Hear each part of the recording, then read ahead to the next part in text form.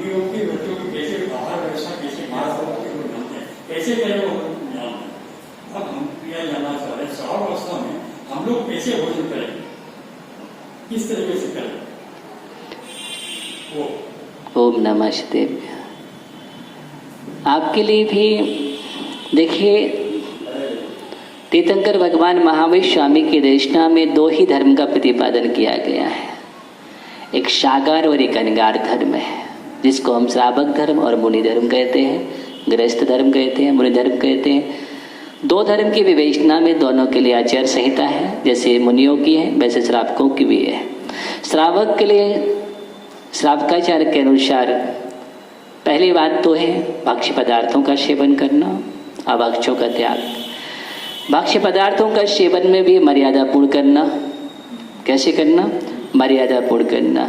अब मर्यादापूर्ण हो करना भी और मर्यादित होकर के करना।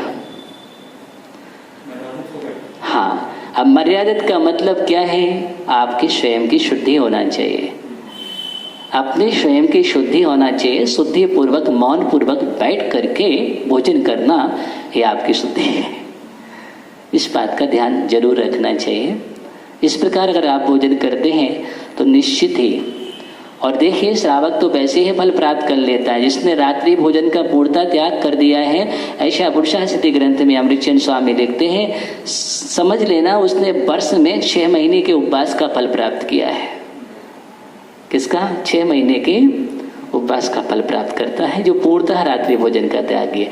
तो इस प्रकार की हमें उपलब्धि होती है, तो हमें ध्यान रखना चाहिए। ओम नमः शिवाय।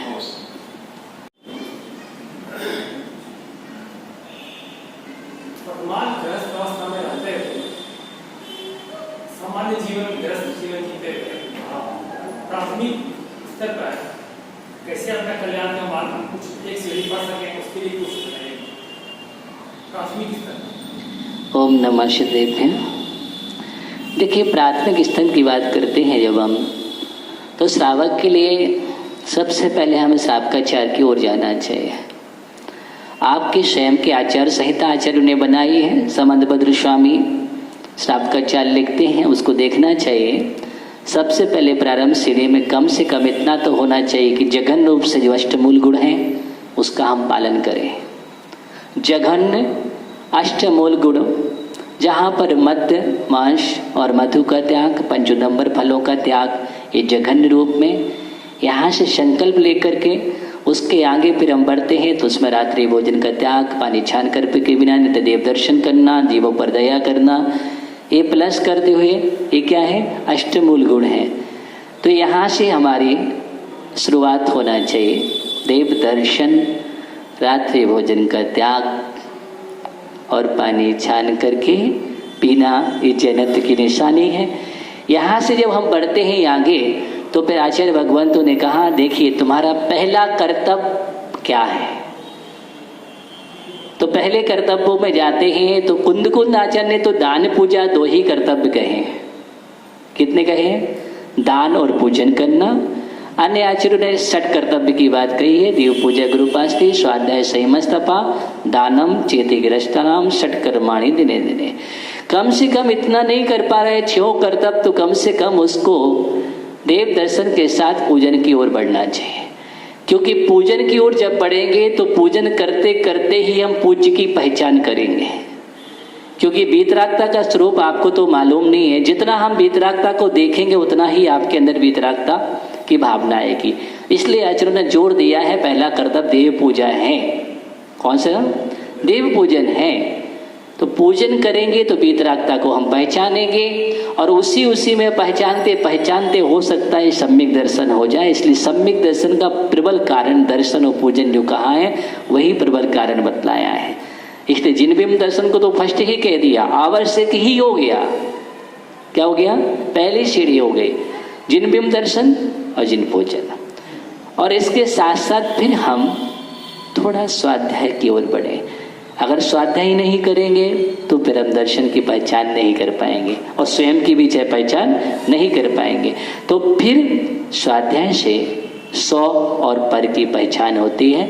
बस यही आत्मकल्याण की सीढ़ियाँ हैं। ओम नमः शिवाय। मेरी जिज्ञासा ये है कि हमारे ग्रंथ में आगम में स्वास्थ्य संबंधी स्वास्थ्य आरोग्य संबंधी शरीर को स्वस्थ रखने के लिए ऐसा कुछ है आगम में अपना, जिसमें किसी का स्वास्थ्य आरोग्य का चर्चा किया गया हो। ओम नमः शिवाय। हमारे यहाँ पुराण जैन दर्शन में साधना का योग, ध्यान, ये सारी की सारी प्रक्रिया आत्मिक स्वस्थता के लिए है। और जहाँ आत्मिक स्वस्थता प्रयोजन रख कर के की जाती है तो उसके माध्यम से शारीरिक स्वस्थता तो स्वतः ही हो जाती है। दूसरी बात, मन वचन काय को स्थिर रखने के लिए आगम में कहा गया है। मानसिक चिकित्सा अर्थात अध्यात्म ग्रंथों के द्वारा होती है, वाचनिक शब्द शुद्धि व्याकरण के द्वारा होती है, और काय शुद्धि जो है वह आयुर्वेद के द्वारा होती है। आयुर्वेद ग्रंथों का प्रणयन भी आचार्य भगवंतों ने किया है। उग्रदत्त आचार्य ने कल्याण कारकम नाम का ग्रंथ लिखा है। कल्याण कारक आयुर्वेद ग्रंथ है। आचार्य पूज्यपाद स्वामी का भी उल्लेख आता है, उन्होंने भी आयुर्वेद ग्रंथ लिखा है और भी आचार्यों ने लिखा है।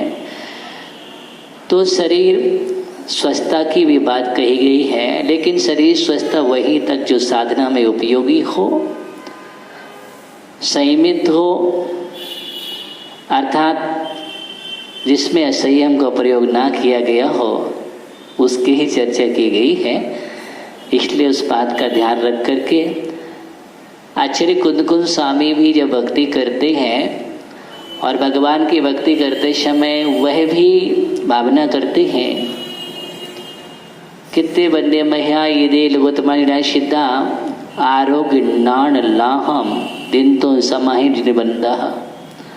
आरोग्यता की प्राप्ति की भावना वह भी करते हैं कि भगवान आरोग्यता की प्राप्ति हो, अर्थात निरोग काया रहे।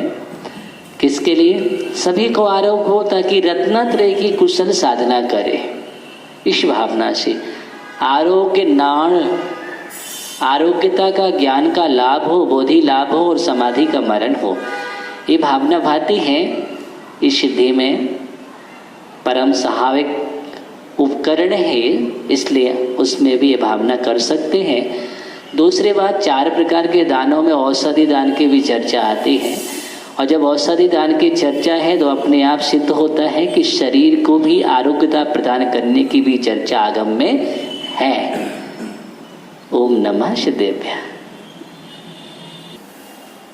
प्रश्न आज ही के संदर्भ में, जैसे ये कोरोना काल, आज ऐसा क्या हुआ है इसमें कि आज साधु त्यागी विश्व के सारे धर्मावलंबी सही, सारे विश्व के लोग जन धन सारे तरह से क्षति हो रही है। तो ऐसा क्या मतलब सभी का ये समय आया हो कि ऐसा क्यों हुआ? ओम नमः शिवाय। देखिए, पहली बात तो अवसर्पणी काल चल रहा है। अवसर्पणी काल का मतलब है जिसमें सब कुछ ही मान रहता है, घटता हुआ होता है। बुद्धि, बल, विवेक, चौसम, शरीर की ऊंचाई, संघनन, शरीर का बल, प्राकृतिक चीजों में परिवर्तन, ये सब कुछ हीन होता चला जाता, उसका नाम अवसर्पणी काल है। उस अवसर्पणी काल में भी वर्तमान में प्रवर्तमान जो है वह पंचम दुखम काल है, और काल का नाम ही दुखम काल है। अब दुखम काल का मतलब है जो दुख लेकर के उपस्थित होता है, तो उसमें बहुताधिक दुख ही दुख का कारण बन जाता है, इसलिए दुखमा काल है। हाँ, दुख ही दुख अभी नहीं है, लेकिन दुख पूर्ण है। दुखम दुखम षष्टम काल आएगा, लेकिन इसमें भी दुख से भरा हुआ काल है। कहीं ना कहीं ये बात सत्य है। आज हम यूँ कहें, जो प्रगति का संतुलन जितना भी सुव्यवस्थित है, जो मिल रहा है, वो इस धरा पर दिगंबर संत आचार्य सिमण, आचार्य उपाध्याय साधु जो निर्गंत तपोधन साधना कर रहे हैं, ये उनका प्रताप है कि वो त्याग करके इतनी साधना है, तो इतना संतुलन तो है कि पृथ्वी अभी पूर्ण असंतुलित नहीं हुई है। और बीच बीच में महामारी, अकाल दुर्भिक्ष जैसी स्थितियाँ, ईत भीत जैसी स्थितियाँ काल परिवर्तन से बनती हैं। उस कारण से प्राकृतिक आपदाएं हो रही हैं। और ये बात भी सत्य है कि इस काल में कोई विशिष्ट इतने पुण्यात्मा जीव भी नहीं है, और जो पुण्यात्मा है वो साधना कर रहे हैं। जो पुण्यात्मा है वो महाव्रतों की साधना कर रहे हैं, अणुव्रतों की साधना कर रहे हैं। तो उस साधना की दृष्टि से उनके प्रभाव से इतना तो है कि अभी जीव इतने सुरक्षित हैं कि आराम से बैठे और साधना कर रहे हैं। लेकिन आप पूरे विश्व में देखिए कि विश्व में इतने देश और इतने देशों में अगर सम्यक धर्म की आराधना करने वाला अगर कोई देश है तो एक हमारा भारत देश आर्यावर्त है। और उस आर्यावर्त भारत देश में भी बहुत ऐसे स्थान हैं जहाँ अब उसमें भी अगर हम छांटेंगे तो विरले से विरले धर्म स्थान कितने मिलेंगे। उसमें भी धर्म की साधना करने वाले, भावना रखने वाले सम्यक कितने हैं। तो आप जब काउंटिंग करेंगे मालूम चलेगा कि सबसे ज़्यादा जीव पुण्यात्मा बहुत कम है। और इतने पुण्यात्मा जीव पूरे विश्व के इतना आधार बना करके उनका पुण्य परमाणु फिर भी इतना फैलाव है। लेकिन इतने सारे जीवों का जब पाप फलित होगा तो क्या होगा। प्रगति का संतुलन, आपदाएं समय समय पर होती हैं और रूप लेती हैं। वर्तमान स्थिति कोरोना की यही है, एक महामारी इस समय ऐसी घटित हुई है और उससे भी निकलना है। मुझे समता के साथ नियमों का पालन करते हुए पार करना है और जो निकल जाएंगी वास्तव में पुण्यात्मा जीव है।